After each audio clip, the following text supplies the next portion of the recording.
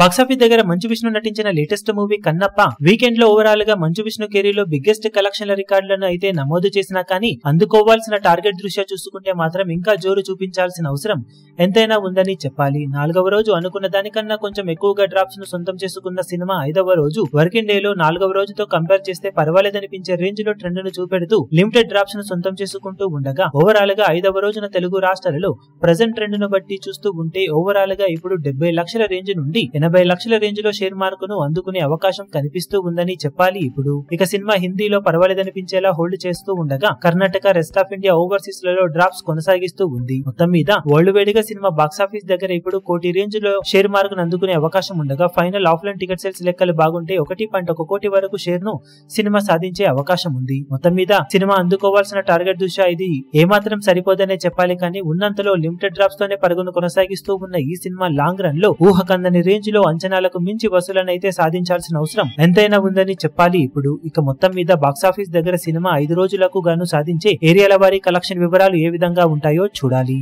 ఈ వీడియో మీకు నచ్చినట్లయితే లైక్ చేయండి, షేర్ చేయండి, ఛానల్ ను సబ్స్క్రైబ్ చేయడం మాత్రం మరవకండి. ఏ చిన్న అప్డేట్ ను మిస్ అవ్వకూడదు అనుకుంటే బెల్ ఐకాన్ ను ప్రెస్ చేయండి.